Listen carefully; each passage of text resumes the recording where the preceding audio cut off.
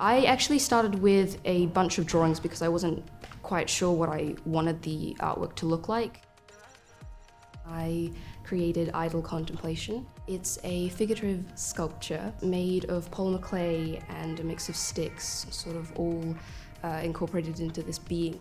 It's an exploration of the intertwined relationship that we have with the environment. So I used a bunch of watercolor paintings to map up my idea. That blue, I wanted to capture it from the watercolor works, and I came across that blue accidentally because I was just playing around with a bunch of different watercolors. It allowed me to explore something in a new way and push myself to learn like anatomy so that I could actually translate that to the sculpture. And from there, like the colors that inspired me, I would look for things in my backyard, with friends and stuff like that. I'd collect all these found objects. I collected natural material, and I experimented with polymer clay, which is a plastic clay, to see the contrast between the two objects. It was all this sort of process of seeing how materials change and how their relationship to each other could turn out in a work.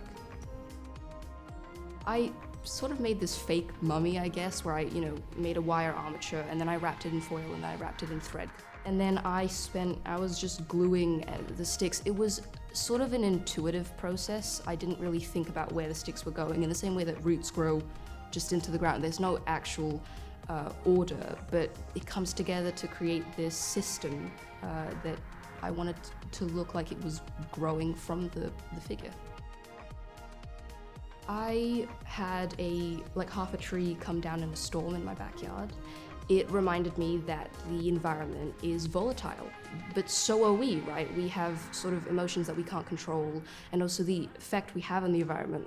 We're consumerists and we can't exactly stop it, and so we're constantly harming the environment. I wanted to be hopeful for the future and yet really upset over the state of our environment.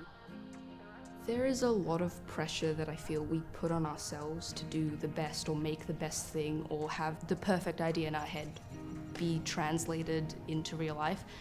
But the most relieving thing I heard was that good artists can make bad art, because it meant that I could explore and I could make mistakes and not hate myself because I hated the artwork, right? It was art, it's an expression, it was supposed to be fun. I had the best time making the artwork because there was no self-pressure or even imagined pressure from other people to make the perfect artwork.